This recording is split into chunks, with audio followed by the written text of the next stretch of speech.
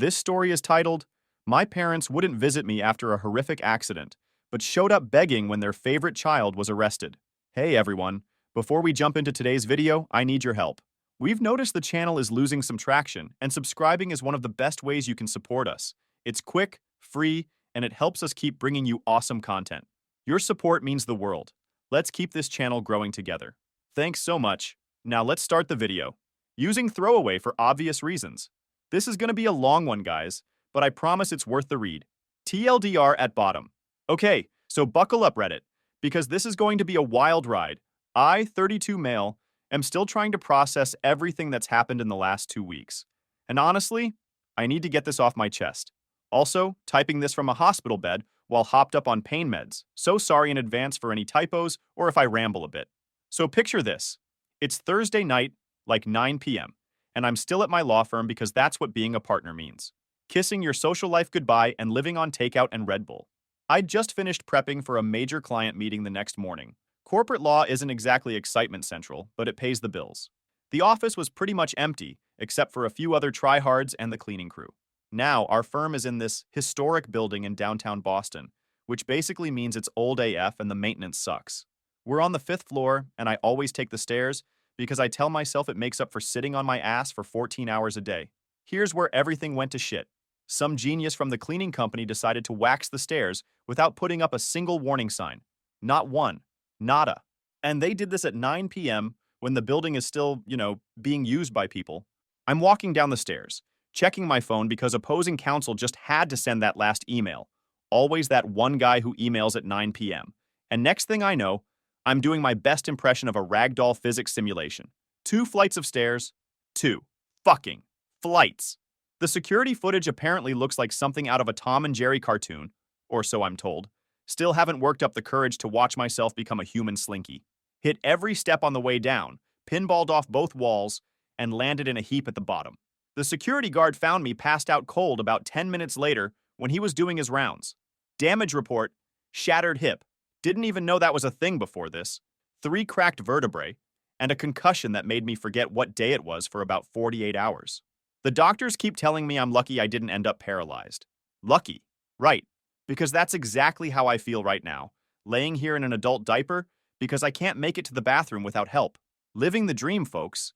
The EMTs who scraped me off the floor said if I'd landed just slightly differently, we'd be having a very different conversation right now. One of them actually said, and I quote, "At least you're a lawyer, you can sue the hell out of them." Like, thanks Brad, or Chad, or whatever his name was. That's super helpful while I'm trying not to throw up from the pain. But here's the part that really gets me. And trust me, this is just the beginning of this clusterfuck. The hospital called my emergency contacts right after I was admitted. Those would be my parents, because apparently I never updated my forms after law school. Note to self, fix that if I ever get out of here. You'd think your folks would rush to the hospital when they hear their son nearly became a permanent resident of Wheelchair City, right? Wrong. Dead wrong. Their response? Oh, we're kinda busy right now, but keep us updated. Busy. They were fucking busy. I'm laying here with enough metal in my hip to set off airport security for the rest of my life, and they're busy because my younger brother Jake is giving some big presentation to investors about his latest, groundbreaking crypto project.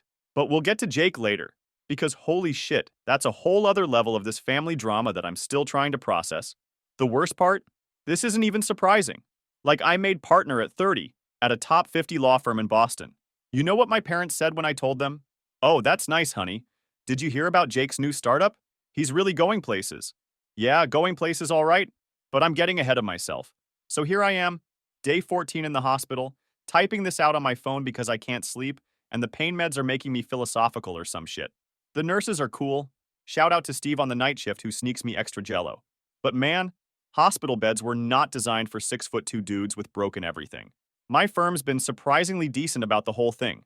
They're covering all my cases, and the managing partner even sent a fancy fruit basket, because nothing says, "Sorry you almost died in our building," like overpriced pineapple. The building management company's lawyers have already reached out about a settlement, which is hilarious because, I am a lawyer. Do they think I don't know exactly how much they screwed up? But that's not even the real story. The real story is what happened next, because apparently the universe decided that a shattered hip and spinal injury wasn't enough drama for 1 month. My family, well, let's just say, things are about to get way more complicated. I will give you a bit background about my family situation, and since I'm still stuck in this hospital bed with nothing but time and morphine, let's dive into this cesspool of dysfunction. Picture this. Newton, Massachusetts, early 90s. Upper middle class suburb where everyone's kid is apparently going to cure cancer or become president. My parents, Linda and Robert, who I'm just going to call L&R because typing one-handed sucks, were your typical suburban power couple. Dad's an accountant, mom's a real estate agent, and they had their life plan all mapped out. Two perfect sons who'd grow up to be exactly what they wanted. Then there's me, their firstborn. Did well in school, captain of the debate team, got into Boston University with a scholarship. Pretty solid, right? But then there's Jake, my brother. 2 years younger and apparently touched by fucking Zeus himself, if you believe my parents. Here's the thing about Jake. He's always been scary smart with computers. Like at 13, he was already coding his own games and stuff. Cool, right? Except my parents took this and ran with it to an absolutely insane degree. Every little thing he did was treated like he was inventing the next Facebook. He'd make a basic website. They'd invite the whole family over to marvel at it. He'd write a simple app. They'd tell everyone their son was the next Steve Jobs. Meanwhile, I'm busting my ass through BU, then getting into Boston College Law, which, BTW, is not exactly a shit school. Made law review, graduated near the top of my class, landed a job at a prestigious firm. You know what my parents said when I made partner at 30? That's nice, honey. Did you hear Jake's teaching himself blockchain development? I still remember the day I won my first major case as lead counsel. It was a complicated corporate merger dispute, made the local business news and everything. I called home excited to share the news, and my mom literally, I shit you not, interrupted me to talk about how Jake had just started his third startup. His first two had failed spectacularly, but apparently that was just part of the entrepreneurial journey. My actual success? Meh. Let me give you a typical family dinner example from last Christmas. Jake shows up 2 hours late because apparently entrepreneurs don't believe in time, wearing a hoodie that probably cost more than my first car. He starts talking about his new crypto platform that's going to revolutionize digital ownership, or whatever buzzword soup he was serving that day. My parents are hanging on every word like he's delivering the Sermon on the Mount. Me? I try to mention that I just closed a $50 million deal for a major tech company. Kind of relevant to the conversation, right? Mom literally shushes me. Shushes me. A 32-year-old partner in a law firm. Honey, Jake's explaining blockchain to us. Like I'm some kid interrupting the adults. And the money. Oh God, the money. Every time one of Jake's startups failed, which was about once every 18 months, my parents would invest to help him get back on his feet. Their retirement fund? What retirement fund? It all went to Jake's ventures. But when I needed help with law school loans? Sorry, honey, you need to learn financial responsibility. The real kicker? Jake's never had a real job. Not once. He's gone from failed startup to failed startup, living off investor money and our parents' retirement fund. Meanwhile, I've been working 80-hour weeks since law school, built a legitimate career, and managed to save enough to buy a nice condo in Back Bay. But somehow, I'm the underachiever. You want to know how bad the favoritism is? When I made partner, my parents forgot to come to the celebration dinner. Their excuse? Jake needed help setting up his new home office. But when Jake registered his latest LLC, they threw a fucking party. Catering, champagne, the works. They even made a speech about how proud they were of their entrepreneurial son. One time, I overheard my mom on the phone with her sister talking about how Jake was changing the world while I was just a lawyer. Just a lawyer. Because apparently helping actual businesses navigate complex legal issues is nothing compared to creating another doomed crypto startup. I know what you're thinking. Why not just cut them off? Trust me, I've thought about it. But family is complicated. Plus, I always held on to this stupid hope that maybe, just maybe, they'd eventually see me too. Not just as Jake's less interesting older brother, but as someone who'd actually made something of himself. But after this accident, after they couldn't even be bothered to visit their son in the hospital, something broke. And then when everything went down with Jake's latest venture, which I'll get to in the next chapter because holy shit, that's a whole other level of mess. Let's just say sometimes rock bottom has a basement. So there I am, laying in the hospital bed right after surgery. The doctors had just finished putting enough metal in my hip to build a small robot, and I'm floating in and out of consciousness thanks to the good stuff they're pumping into my fourth. The first thing I remember clearly is the nurse checking my emergency contacts and saying, "We've reached your parents. They've been notified of your condition." You know that feeling when you're a kid and you're hurt, and all you want is your mom? Yeah. Turns out that shit doesn't go away even when you're a 32-year-old lawyer who argues with multinational corporations for a living. I kept watching the door, expecting them to rush in any minute. I mean, their son just fell down 2 flights of stairs and nearly became a quadriplegic. That's drop everything and run territory, right? The first day passed. Nothing. Not even a text. The nurse kept saying, "I'm sure they're on their way." I managed to get my phone from my personal effects, shout out to the angel of a nurse who charged it for me, and started texting them updates. "Hey, surgery went okay. Doctors say I'm lucky." Read at 2:34 p.m. "Hips pretty messed up. Might need more surgery." Read at 4:15 p.m. "Would be nice to see you guys." Read at 7:45 p.m. Their responses? "Let me share these gems with you. Dad. Glad you're okay, sport. Bit busy with Jake's thing. Keep us posted. Sport. I'm 32 fucking years old and he calls me sport while I'm in the hospital. Mom. Oh, honey, that sounds rough. Jake's nervous about his presentation. Sending healing thoughts. Because apparently her healing thoughts are just as good as actually showing up. You want to know what's really fun? Trying to use a bedpan when you have a shattered hip and 3 cracked vertebrae. Know what's even more fun? Doing it without your family there to advocate for you or help coordinate with the nurses. Thank God for my colleague Sarah from the firm who came by every day after work to help me deal with insurance paperwork and bring me actual edible food. Day 2. More silence. I could see on Instagram that Mom was busy helping Jake pick out his power suit for the investor meeting. She posted like 6 stories about it. Proud mama, entrepreneur, boss baby, he's 30 for fuck's sake. Day 3. Dad sent a WhatsApp message asking if I could look over some contracts for Jake's presentation when you're feeling better. I wish I was making this up. Day 4. Mom finally called for 45 seconds to ask if I could transfer some documents from my work computer for Jake's presentation. I told her I was literally in the hospital. She said, "Oh, right, that happened. Feel better, sweetie," and hung up. The nurses started giving me these pitying looks. You know the ones where they're trying to be professional, but you can tell they're thinking, "Damn, your family sucks." One of them, Maria, actually sat with me during her break on day 5 because she could tell I was losing it. She shared her pudding cup with me and everything. Imagine being such shit parents that hospital staff feel compelled to parent your 32-year-old son. Here's the real kick in the teeth, though. You know how hospitals have those whiteboards in your room where they write the date, your nurse's name, and your daily goals? On day 6, my goal was to sit up unassisted for 10 minutes. Meanwhile, my parents were posting all over Facebook about Jake's life-changing presentation and how he was revolutionizing the future of digital finance. I finally broke down and called my cousin Mike, who lives about an hour away. He came to visit that evening, and that's when I found out what was so important that my parents couldn't be bothered to visit their critically injured son. But that revelation deserves its own chapter because holy shit, you guys won't believe what Jake was actually up to. The worst part? I kept making excuses for them in my head. Maybe they were really busy. Maybe they didn't understand how serious it was. Maybe they thought I was tougher than I am. Classic abuse victim mentality, right? Shout out to my hospital therapist for that insight. You know what finally broke me? On day 7, I overheard 2 nurses talking outside my room. One asked why my parents never visited, and the other said, "Oh, the hospital called them right after he was admitted. The mom said they were too busy with their other son's business meeting and asked if we could just send updates by text." Let that sink in. Their son is in the hospital with potentially life-altering injuries, and they asked for updates by text because they were busy with Jake's fucking PowerPoint presentation. After that, Mike shows up around dinner time on day 6 of my hospital stay, looking uncomfortable as hell.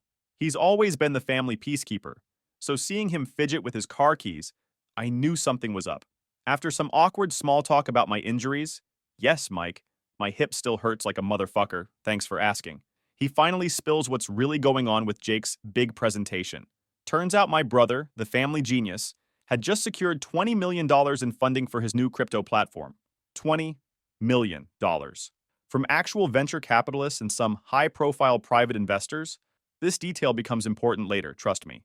His platform was supposedly going to revolutionize decentralized finance by combining NFTs, smart contracts, and some buzzword soup about AI-driven blockchain optimization. My parents?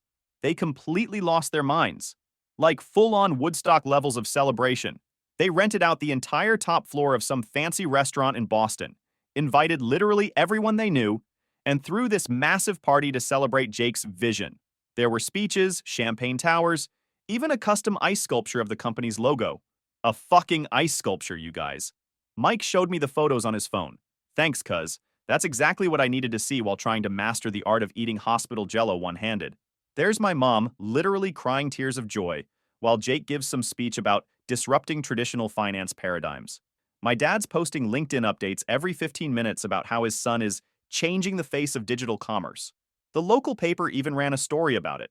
Local tech prodigy secures major investment.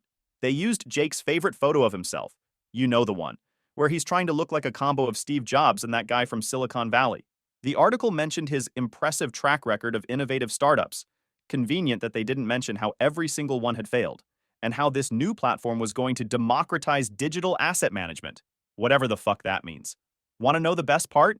In the middle of this whole celebration, right between the champagne toast and the dessert course, my mom actually posted on Facebook. Feeling blessed, our son is changing the world. Proud mama, tech entrepreneur, success. Which son, mom? The one revolutionizing crypto or the one lying in a hospital bed trying to learn how to sit up without screaming? But wait, it gets better.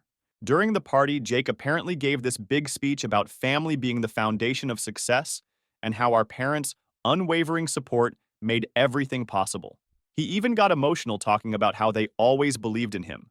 Meanwhile, I'm watching Friends reruns on a tiny hospital TV, trying to convince a night shift nurse that I can totally manage the bathroom by myself.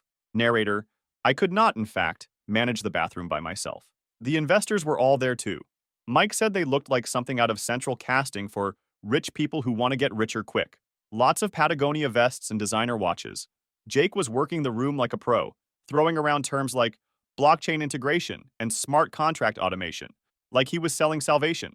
One of these investors, some guy who apparently manages money for a bunch of political families, was so impressed that he committed another $5 million on the spot, right there at the party. Must be nice to have that kind of fuck you money, right?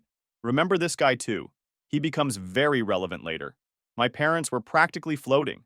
Mom kept telling everyone how she always knew Jake was special, and how he just thinks differently than other people. Dad was already talking about early retirement, telling his golf buddies how his son was going to take care of everything. You know what's really fucked up? While all this was happening, while they were all celebrating Jake's amazing success and brilliant future, my phone buzzed with a text from Mom. Honey, since you're resting anyway, could you maybe look over Jake's investor contracts when you feel up to it? We want to make sure everything's properly done. Thanks, sweetie. Resting. Resting. Like I was taking a spa day or something, not lying in a hospital bed with enough metal in my hip to build a small car. But sure, Mom, let me just review complex financial contracts while high on morphine. No problem at all. I didn't respond to that text. What could I even say? Sorry, Mom. Bit busy trying to relearn how to walk. Maybe ask your successful son to hire an actual contract lawyer with some of his millions? Mike left after showing me all this, probably feeling like the world's shittiest messenger. But before he went, he hesitated at the door and said something that stuck with me. You know, for what it's worth, none of this feels right. Jake's always been creative with the truth, but this is different. This feels too big. Oh, Mike, you beautiful, intuitive bastard. You had no idea how right you were. Because this whole celebration, this massive triumph of the golden child, it was about to blow up in everyone's faces in the most spectacular way possible. 2 weeks after Jake's big investor party, and 3 weeks into my hospital stay, I was finally starting to get the hang of my new cyborg hip. The physical therapist had me doing these ridiculous exercises that made me feel like a baby giraffe learning to walk, but at least I could sit up without wanting to die. That's when everything went sideways. It was a Tuesday morning. I remember because I was watching the morning news, feeling pretty good about managing to eat breakfast without dropping anything, when my parents burst into my hospital room like they were being chased by wolves. No call ahead, no text, nothing. Just burst in while I was trying to figure out how to eat Jell-O without looking like a toddler. The first thing that hit me was how different they looked from the photos at Jake's party. Mom's perfect blonde highlights were growing out. Her designer outfit was wrinkled, which if you knew my mom was like seeing a unicorn, and she wasn't wearing any makeup. Another red flag. Dad looked like he'd aged 10 years in 2 weeks. His usually pristine golf polo replaced by what looked like yesterday's clothes. But here's the real kicker. They brought flowers. A sad, half-dead bouquet that still had the $9.99 Walgreens sticker on it. After 3 weeks of nothing, they show up with discount flowers that looked like they'd been sitting in their car for days. Mom tried to hug me, which was awkward as hell considering I still had tubes everywhere and couldn't move without wincing. Dad stood by the window, fidgeting with his phone like it held the secrets of the universe. The silence was so thick you could cut it with a scalpel. Finally, Mom broke down crying. Not the pretty crying from Jake's party photos, the ugly, mascara-running, snot-dripping kind. Between sobs, the story came out. And holy shit, you guys. Remember that brilliant crypto platform that was going to revolutionize digital finance? Turns out it was about as real as my chances of running a marathon next week. The SEC had frozen all of Jake's company accounts. The FBI was involved. Those high-profile private investors? They included 3 senators' kids and a governor's nephew. But wait, it gets better. Jake hadn't just been running a garden-variety crypto scam. No, my genius brother had somehow convinced these people that he had developed an AI algorithm that could predict crypto market fluctuations with 97% accuracy. He showed them fake trading histories, manufactured returns, the whole 9 yards. The $20 million wasn't going into platform development.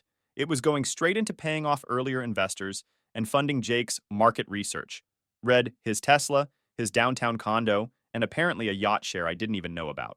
Mom was still crying, mascara creating what looked like war paint on her cheeks, when Dad finally spoke up. "Son," he said, in that tone that always preceded him asking for something, "we need your help." Turns out they'd already blown through their retirement fund paying for Jake's initial legal fees. The house was mortgaged to the hilt. They'd even taken out personal loans to help him maintain his successful entrepreneur image. All because Jake had a vision. Now they needed me, their backup son, the boring old corporate lawyer, to ride to the rescue. They wanted me to represent Jake, to work my legal magic, Dad's actual words, and make this all go away. Mom even had the audacity to say, "This is your chance to really help the family."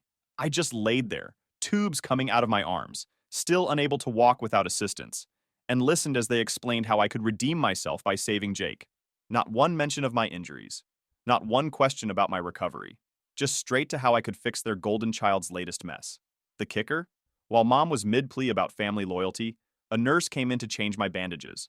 She took one look at my parents, whom she'd never seen before despite working my case for 3 weeks, and said, "Oh, you must be the family." I was beginning to think our patient was an orphan.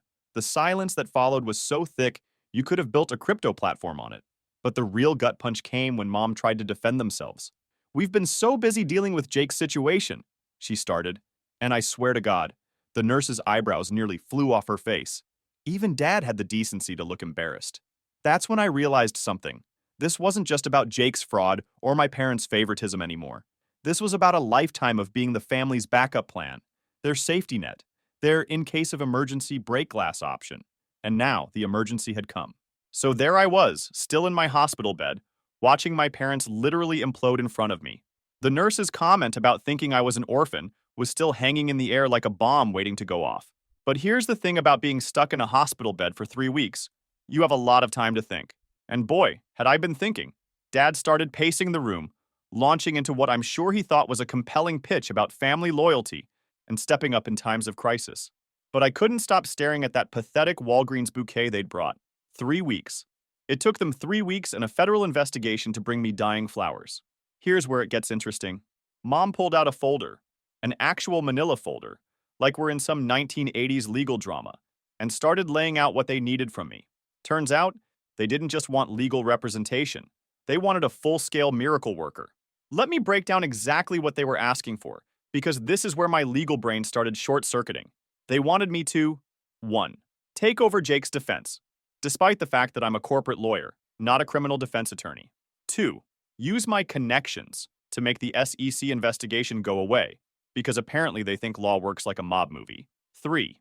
Help them hide assets before they get frozen, literally asking me to commit fraud to cover up fraud. 4. Talk to the investors, many of whom are connected to politicians, and explain it was all a misunderstanding. Oh, and the best part? They wanted me to do this all pro bono, because family helps family. I started laughing, not a normal laugh, one of those unhinged, morphine-assisted laughs that probably made me sound like a supervillain. My parents looked at me like I'd lost my mind, which just made me laugh harder. "Let me get this straight," I said, trying to sit up straighter despite my hip screaming in protest. "You couldn't be bothered to visit your own son in the hospital for 3 weeks, but now you want him to risk his law license, his entire career, To save your precious Jake from consequences? Mom tried to interrupt with some BS about how they were dealing with a lot, but I was on a roll. 20 years of being the backup child, of being the responsible one, of watching them clean up Jake's messes while I fought for every scrap of attention. It all came pouring out. Do you even know what surgery I had? I asked them. They looked at each other blankly. How about my prognosis? My recovery time? The fact that I might need another surgery? No. But I bet you can tell me exactly what Jake had for breakfast the day of his investor pitch. Dad tried to play the authority card. You know, that tone parents use when they're losing an argument, but still think they have power over you. Now listen here, sport. No, you listen, I cut him off. I'm a 32-year-old partner in a law firm, not your backup plan. I'm lying here with enough metal in my hip to build a robot, and you want me to commit career suicide to save Jake from his own fraud? That's when Mom dropped the emotional nuclear bomb. We've already lost one child to this scandal. We can't lose both our sons. Lost one child? Lost one child? Jake committed deliberate, calculated fraud. He stole millions of dollars. He wasn't lost. He made choices, repeatedly, to deceive people and steal their money. And now, they wanted me to throw away everything I'd worked for to save him? I took a deep breath and channeled my best courtroom voice. Let me make something very clear, I said, watching their faces. I will not be representing Jake. I will not be helping you hide assets. I will not be calling in favors or trying to make this go away. What I will do is continue focusing on my recovery, which you'd know about if you'd bothered to visit your critically injured son once in the past 3 weeks. Dad started turning that special shade of red he gets when he's about to explode. You're being selfish, he spat out. This is your chance to prove you're really part of this family. And there it was. The truth we'd all been dancing around for years. I wasn't really part of the family. I was just their backup plan, their emergency ripcord, their break glass in case of Jake's latest disaster option. Get out, I said quietly. When they didn't move, I pressed the nurse call button. Either you leave now, or I'll have security escort you out and ban you from the hospital. Mom started crying again. Seriously, where does she store all these tears? But I was done. The nurse arrived, the same one who'd made the orphan comment, and I asked her to call security. The look of satisfaction on her face was worth 1,000 legal retainers. As security was escorting them out, Dad turned back one last time. You'll regret this when we're gone.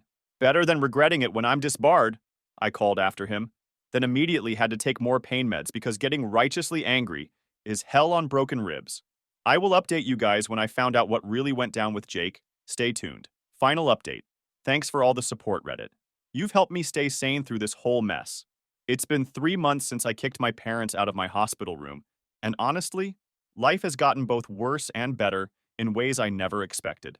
Grab your preferred beverage, because this is going to be a long one. First, let me update you on Jake's situation, since that's what most people have been DMing me about. Remember that revolutionary crypto platform that was going to change digital finance forever? The FBI forensic accountants found out it was essentially a giant digital Ponzi scheme with extra steps. Jake hadn't just been faking returns. He'd created this elaborate web of shell companies and fake transactions to make it look like his AI trading algorithm was real. The numbers are finally in. $20 million from the latest investors, plus another $15 million from previous rounds that were never reported. That's $35 million of other people's money gone. Most of it went to paying off earlier investors and funding Jake's startup founder lifestyle. The Tesla, the yacht share, the luxury condo, the first-class flights to tech conferences that were actually just fancy vacations. But here's the part that really gets me. When the FBI interviewed him, Jake actually tried to claim that he was conducting a social experiment about the gullibility of traditional finance. I shit you not. My genius brother, faced with overwhelming evidence of fraud, tried to pull the "it's just a prank bro" defense with the federal government. The prosecutors weren't amused. Meanwhile, those high-profile investors I mentioned? Turns out when you scam the children of politicians, things move really fast. The SEC investigation turned into a joint task force with the FBI. They're not just looking at fraud anymore. They're investigating money laundering, wire fraud, and something called conspiracy to defraud the United States, which sounds like the kind of charge that makes federal prosecutors get excited. My parents? They've gone full martyrs. Mom's been posting daily on Facebook about how the system is rigged against innovative thinkers, and how Jake is being persecuted for disrupting traditional finance. Dad's been calling every lawyer in Boston trying to find someone who'll take the case pro bono because, surprise, they're broke. They mortgaged their house to the hilt to pay for Jake's initial legal fees and are now facing foreclosure. As for me, I'm finally out of the hospital and doing physical therapy. The doctors say I might always walk with a slight limp, but considering I nearly became a permanent pretzel, I'll take it. My firm has been surprisingly awesome about everything. They're letting me work remotely until I'm fully mobile, and they've assigned me some interesting cases to keep me occupied during recovery. The best part? For the first time in my life, I'm completely free of the golden child's shadow. No more guilt-ridden family dinners. No more comparisons to Jake's entrepreneurial spirit. No more being the family's backup plan. I've blocked my parents on everything. They tried showing up at my apartment last week with more Walgreens flowers and a binder full of evidence that Jake is actually the victim of a vast conspiracy. The front desk didn't even bother calling up, just had security escort them out. But you want to know the real plot twist? Jake tried to contact me from jail. Had one of his friends bring me a letter.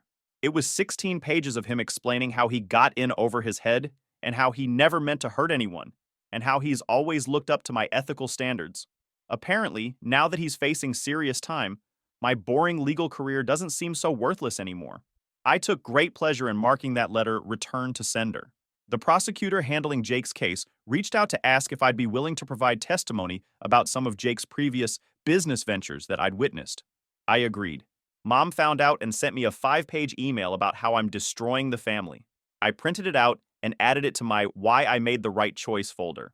You know what's funny? All those years of feeling like I wasn't enough, like being a successful lawyer, somehow made me the family disappointment.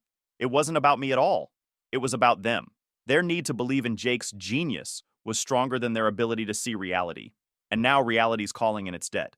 So here I am, 32 years old, learning to walk again, rebuilding my life without the weight of being the family's second choice.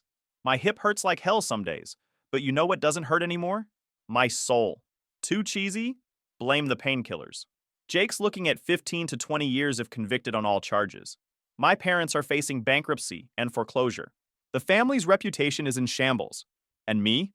I'm finally free. Edit. To the Redditor who sent me a custom cane with Freedom Stick engraved on it. You're my hero. Final note.